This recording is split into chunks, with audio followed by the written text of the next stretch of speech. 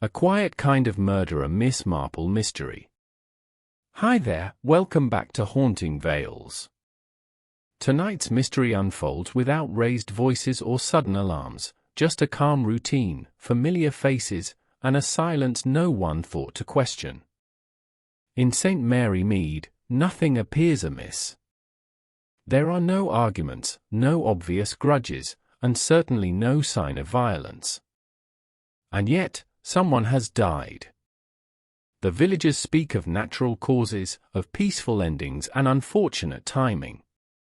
Miss Marple, however, senses the danger hidden in stillness, the careful avoidance of certain topics, the orderly way events were allowed to pass, and the comfort people take in not looking too closely.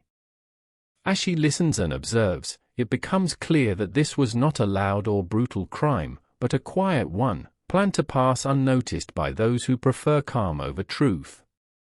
Because sometimes, the deadliest murders make no sound at all. Before we uncover what silence concealed, don't forget to subscribe for more haunting Miss Marple mysteries on Haunting Vales. Chapter 1: A Quiet Kind of Murder. The village of St. Whodunit slept in the manner only old villages could, with doors left unlatched, clocks ticking too loudly in empty rooms, and secrets resting comfortably beneath the surface of polite conversation. It was the sort of place where nothing ever seemed to happen, and when something did, it was spoken of in hushed tones long after the truth had grown tired of waiting to be heard. On the morning the murder occurred, there was no scream, no sudden alarm, no dramatic interruption of routine. The post was delivered on time, the milk bottles clinked against doorsteps, and the church bell struck 8 as it always did. Death arrived quietly, and because it did so, it went unnoticed for far too long. Miss Jane Marple was seated by the front window of her cottage when the news began its slow journey toward her. She had been sorting wool, her fingers moving with practiced ease, her eyes occasionally lifting to observe the road. Miss Marple believed deeply in the value of watching. People revealed far more in how they walked, paused, or pretended not to notice one another than they ever did in speech. That morning, she observed Mrs. Bell from the post office cross the lane without her usual briskness, her steps uncertain, her head inclined as if already burdened. It was a small thing, but Miss Marple marked it carefully, the way one marked a loose thread before the whole garment began to unravel. The death itself occurred in the home of Arthur Pembroke, a man so unremarkable that even those who had known him for decades struggled to describe him with any precision. He was not unkind, not particularly generous, not especially clever. He lived alone in a narrow house with pale curtains and a tidy garden, attended church regularly, and nodded politely to everyone he passed. He was, in every sense, harmless. When Mrs. Linton, his nearest neighbor, found him seated in his armchair shortly after 9, she assumed at first that he had fallen asleep mid-morning, perhaps lulled by the quiet or the warmth of the sun creeping through the window. It was only when she spoke his name twice and received no reply that unease began to settle. Even then, it did so gently. Mrs. Linton would later insist there was nothing alarming in the scene. No sign of struggle. No overturned furniture. No broken glass. Arthur Pembroke sat exactly as he always did, hands resting on the arms of the chair, his expression calm, almost content. It was the stillness that troubled her, the absence of even the smallest movement, the unnatural patience of a man who did not breathe. By the time the doctor arrived, word had spread in the careful, respectful way St. Whodunit preferred. People spoke of it as a passing, an unfortunate end, the sort of thing that happened when one reached a certain age. Yet the doctor lingered longer than expected, his brow furrowed, his questions oddly precise. Arthur Pembroke, he noted, had been in reasonable health. There was no sign of heart failure, no indication of a sudden illness. The body, though peaceful, resisted simple explanation.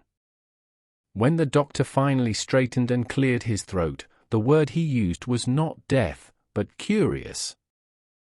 Miss Marple heard that word later, delivered with a whisper and a shake of the head by Mrs. Bell herself, who could never resist the pull of significance.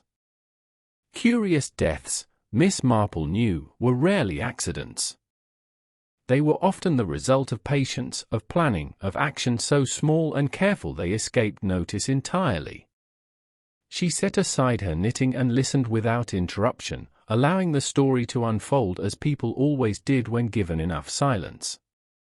Arthur Pembroke had, it emerged, lived a life of quiet habits and quieter relationships. He had no close family in the village, though there were distant relatives mentioned occasionally, names spoken without warmth. He had worked for many years in a clerical position in a nearby town, retiring without ceremony. No one could recall him raising his voice, nor could anyone recall him lowering it in confidence. He was the sort of man others talked at rather than talked with, a presence so steady it faded into the background of daily life. Yet as the day wore on, small details began to surface, each one insignificant on its own, but together forming a pattern that refused to settle comfortably. Arthur Pembroke had received visitors in the weeks leading up to his death, though he was not known for entertaining. A woman had been seen leaving his house late one afternoon, her face turned away, her step hurried. A letter had arrived the previous week, delivered by hand rather than post, its contents unknown. And there was the matter of his tea, always taken at precisely 4:30, always prepared in the same way, always consumed in silence. Miss Marple found particular interest in the tea. Rituals, she believed, were invitations. They created expectations, and expectations could be used.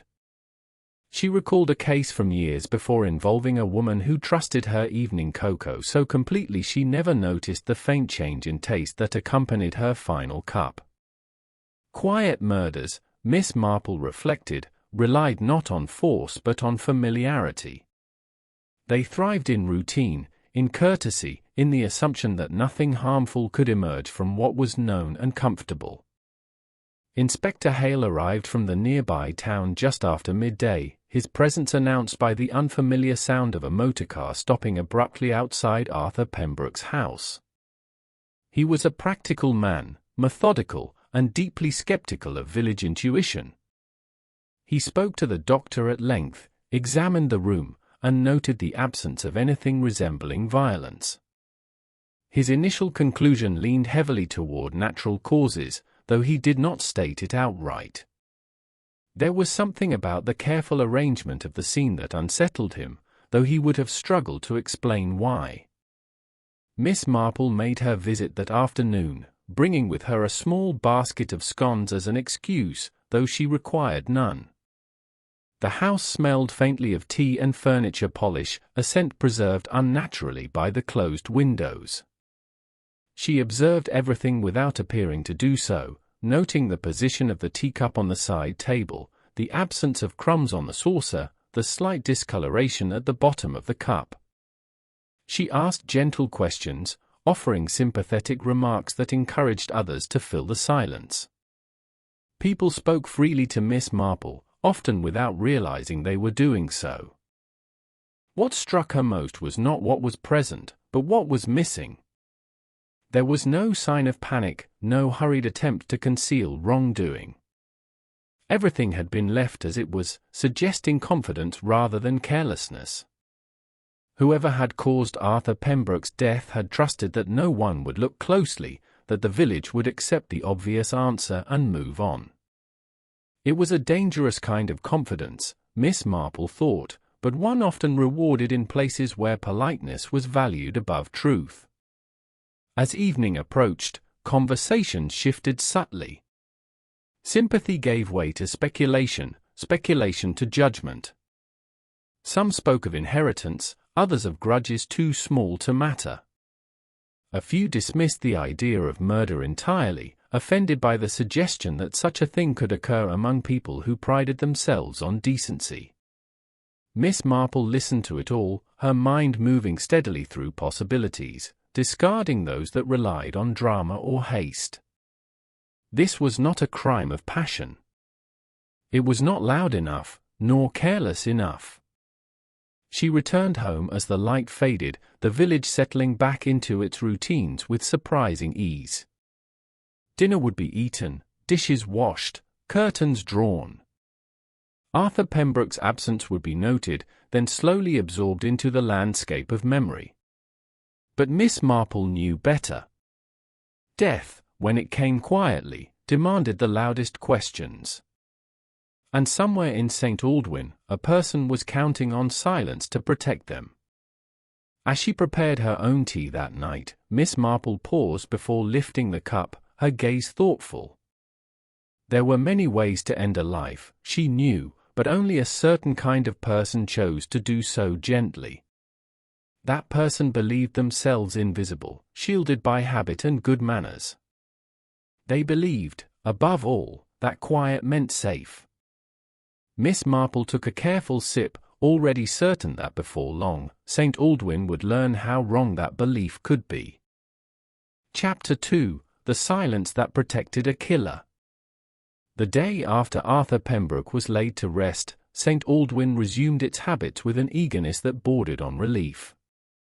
The shops opened at the usual hour, voices lowered respectfully whenever his name was mentioned, and then raised again the moment conversation drifted elsewhere. Silence, Miss Marple observed, was not merely the absence of sound in the village. It was a tool, carefully wielded. People believed that by not speaking of something unpleasant, they could prevent it from being real. And yet, silence had a way of preserving truths just as effectively as it concealed them. Miss Marple spent that morning doing what she always did after a funeral. She called upon neighbors under the guise of condolence, bringing small offerings that required no thanks. A jar of jam, a bundle of herbs, a few words spoken gently. Each visit revealed something different, not in what was said, but in what was avoided. Mrs. Linton, who had found Arthur Pembroke's body, spoke at length about the weather and the difficulty of keeping sparrows out of her garden, never once mentioning the moment she had first realized he was dead. When Miss Marple finally asked how she had known, Mrs. Linton hesitated just long enough to betray herself before replying that she could not say exactly, only that she had felt it. That feeling, Miss Marple knew, had come from instinct rather than observation. Mrs. Linton had sensed something wrong because death, however quiet, altered the air of a room. Yet instinct was rarely trusted in matters that demanded certainty. Inspector Hale, returning that afternoon to continue his inquiries, preferred facts that could be written down, measured, and signed. He questioned the neighbors with polite firmness, recording their statements carefully, though none seemed to trouble him greatly. Arthur Pembroke had enemies, it appeared, only in the mildest sense. Disagreements over property lines. A complaint once lodged with the council about overgrown hedges. Nothing that suggested malice strong enough to kill. Miss Marple listened to the inspector's summary later with polite interest, though her thoughts had already begun to wander elsewhere. People who killed quietly did not do so out of anger. They did so because it suited them. They valued order, appearance, and control. Arthur Pembroke's death, so neatly contained within the bounds of routine, suggested a motive that had grown slowly, nurtured by patience and a belief in inevitability. Someone had decided that his continued existence was inconvenient, and had arranged matters so that its end would raise no alarm. One detail, mentioned almost casually, caught Miss Marple's attention. Arthur Pembroke had altered his will several months before his death. The change had been made quietly, witnessed properly, and discussed with no one. His modest estate was now to pass to a distant niece, Clara Whitcomb, who lived several villages away and was known only by name to most in St. Aldwyn. The inspector treated this as a formality, an expected arrangement for a man with no immediate family. Miss Marple, however, wondered what had prompted the change. People rarely altered their wills without reason, and reasons, like secrets, tended to linger. She arranged to meet Clara Whitcomb the following day, inviting her to tea under the pretense of kindness. Clara arrived promptly, a woman in her early 40s with an air of careful composure. She spoke warmly of her uncle, though her recollections were vague, lacking the small details that signaled true intimacy. She expressed surprise at his death, sorrow at his passing, gratitude for his thoughtfulness in remembering her. Miss Marple noticed how often she spoke of gratitude, as though repeating the word might make it more convincing. As they spoke, Miss Marple guided the conversation gently toward Arthur Pembroke's habits. His routines, his visitors, his health. Clara listened attentively, nodding, though she contributed little. When asked about the will, she admitted that her uncle had written to her months before, asking certain questions about her circumstances. He had seemed concerned, she said, about providing for her future. Miss Marple smiled and accepted this explanation, though inwardly she noted its neatness. Concern, when genuine, was rarely so efficient. The matter of the tea returned to Miss Marple's thoughts repeatedly. Arthur Pembroke's final cup had been prepared by himself, according to Mrs. Linton, who insisted she had not entered the house until after he was already dead. No one else admitted to being present that afternoon. And yet, Miss Marple found it difficult to believe that a man so devoted to routine would have deviated from it entirely without reason. She began to ask careful questions about Arthur Pembroke's recent behavior. Had he seemed anxious? Distracted? Expectant? It emerged, slowly, that Arthur Pembroke had been waiting for something. Several villagers recalled seeing him pause by the window in the afternoons, watching the road. Mrs. Bell mentioned that he had asked her, more than once, whether she had seen a woman of a certain description passing through the village.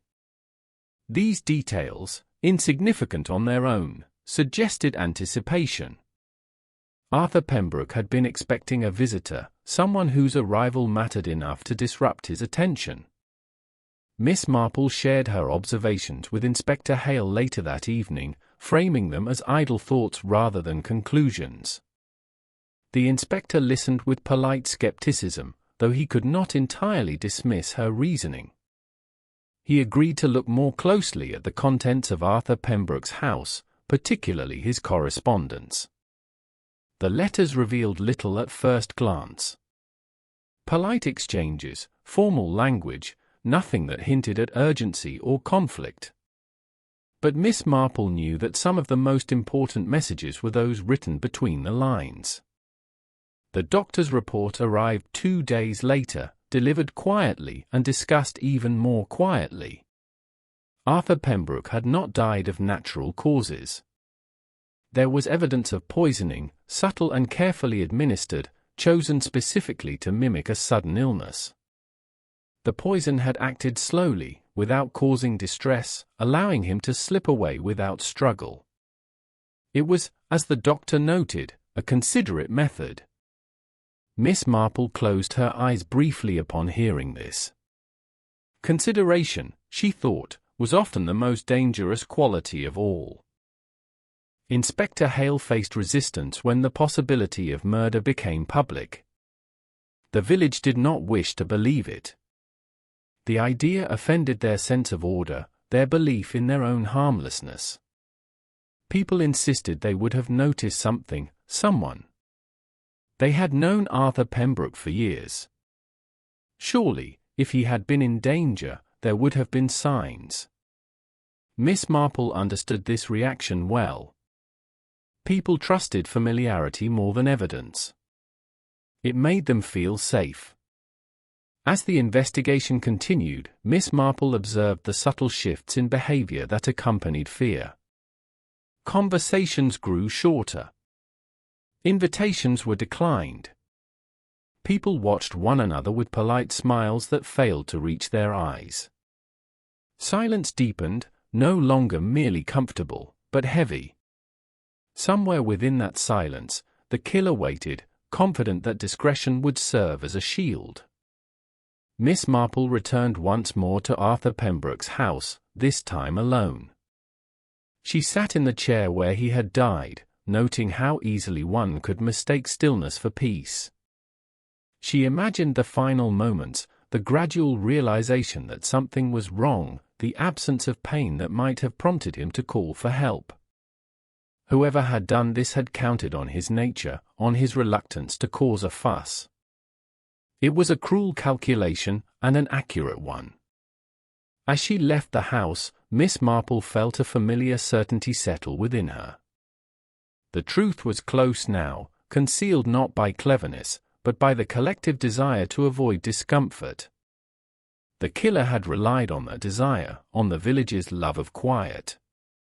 But silence, Miss Marple knew, could only protect a lie for so long. And when it finally broke, it did so with a clarity that could not be ignored. Chapter 3: When Quiet Turned Deadly. The moment the village accepted that Arthur Pembroke had been murdered, silence ceased to be a comfort and became instead a burden. It pressed against conversations, lingered in doorways, and followed people home at night. Miss Marple sensed the change immediately. Where once there had been easy politeness, there was now restraint. Where neighbors had spoken freely, they now measured every word. Quiet had protected the killer for a time, but it had also unsettled everyone else. And unsettled people, Miss Marple knew, were far more revealing than content ones. Inspector Hale requested Miss Marple's presence the following morning, a gesture that would have surprised him only a week earlier. He had begun, reluctantly, to understand the value of her observations. She arrived at the station with her usual calm, carrying nothing but a small handbag and a mind already several steps ahead. The inspector explained that the poison identified in Arthur Pembroke's system was tasteless when dissolved in warm liquid and slow enough in its effect to avoid immediate suspicion. It required access, patience, and knowledge. This was not something done on impulse. It was something planned by someone who knew Arthur Pembroke well enough to predict his behavior. Miss Marple nodded, unsurprised. She asked about the will, the visitors, the letter delivered by hand. The inspector confirmed that the letter had been traced to Clara Whitcomb, delivered during one of her recent visits. Clara had claimed it was a simple note of family concern, yet no copy existed, nor could she recall its precise wording. Miss Marple suggested gently that people often forgot the exact language of letters that mattered most. Inspector Hale agreed, his expression troubled. They spoke next of routine. Arthur Pembroke's tea, taken faithfully each afternoon, prepared by his own hand, consumed without deviation. Miss Marple pointed out that routine created opportunity. If someone wished to ensure a man consumed something harmful without question, they would choose the moment he least expected danger. Tea was not merely a beverage in St. Aldwyn. It was a ritual, an act of trust repeated daily without thought. The inspector had already questioned Clara Whitcomb again. Her composure had frayed slightly this time. She had spoken too quickly, answered questions before they were fully asked. She insisted she had not been present on the afternoon of Arthur Pembroke's death, though she admitted to visiting him earlier that week. Miss Marple listened carefully to this account and asked a single, quiet question. Had anyone else known of Arthur Pembroke's intention to change his will before it was done? The answer, it emerged, was yes. Arthur Pembroke had consulted a local solicitor, but he had also confided in someone else, someone he trusted, someone who had listened patiently as he spoke of family obligations and quiet regrets. That person was Clara Whitcomb herself. She had known, weeks before the will was altered, that she stood to benefit. Miss Marple closed her eyes briefly, the final pieces aligning with a clarity that left no room for doubt. Miss Marple requested a final visit with Clara Whitcomb, and Inspector Hale, now fully convinced, arranged it. They met in Clara's lodging, a tidy room filled with carefully chosen objects that suggested a desire to appear settled and respectable. Clara greeted them with practiced warmth, though her eyes betrayed a flicker of alarm at Miss Marple's presence. Miss Marple accepted a seat and waited, allowing the silence to stretch. People often rush to fill silence with explanations, and Clara was no exception. She spoke of her affection for her uncle, of her shock at his death, of her inability to imagine anyone wishing him harm. Miss Marple listened without interruption, her expression sympathetic. When Clara paused, Miss Marple thanked her for her honesty and asked her to describe, in detail, her last visit to Arthur Pembroke's house. Clara complied, though her account grew less certain as it progressed. Dates blurred. Time shifted. Small inconsistencies crept in. Miss Marple then spoke softly, explaining how Arthur Pembroke's character had shaped his fate. He had been a man who disliked disturbance, who avoided inconvenience, who trusted routine more than people. Clara had known this. She had known he would drink his tea without question, even if it tasted slightly different. She had known he would feel unwell and choose rest over alarm. And she had known that his death, arriving gently, would raise no immediate suspicion. Clara's composure cracked. She protested weakly, denying intent, claiming she had only wished to help her uncle, to ease his worries. Miss Marple did not argue. She simply described the poison, the method, the timing. She spoke of motive, not in terms of greed, but of necessity as Clara had perceived it. Clara had been struggling financially, burdened by obligations she could no longer meet. Arthur Pembroke's inheritance offered a solution, but only if it arrived sooner rather than later. Waiting carried risk. Quiet action promised certainty. Inspector Hale presented the evidence, the letters, the medical report, the testimony of those who had seen Clara near the house on the afternoon in question. Clara's resistance dissolved slowly, not into rage, but into exhaustion. She admitted at last what Miss Marple had known all along. She had convinced herself that she was sparing her uncle's suffering, that his death would be peaceful, that no one would truly be harmed. It was, she said, the quietest solution. Miss Marple regarded her with gentle sadness. Quiet solutions, she explained, often carried the loudest consequences. Clara Whitcomb was taken away without protest, her fate sealed not by violence, but by the very silence she had trusted to protect her. The village, informed at last, reacted with a mixture of shock and reluctant acceptance. They spoke of betrayal, of misplaced trust, of lessons learned too late. Yet even then, Miss Marple sensed their desire to move on, to restore the quiet they valued so dearly. In the days that followed, St. Aldwyn returned once more to its routines, though something fundamental had shifted. People questioned habits they had once accepted without thought. They looked more closely at kindness, at courtesy, at the assumptions that governed their lives. Miss Marple hoped the lesson would endure, though she knew from experience that time dulled even the sharpest realizations. On a calm afternoon not long after, Miss Marple prepared her tea and sat by the window as she always did.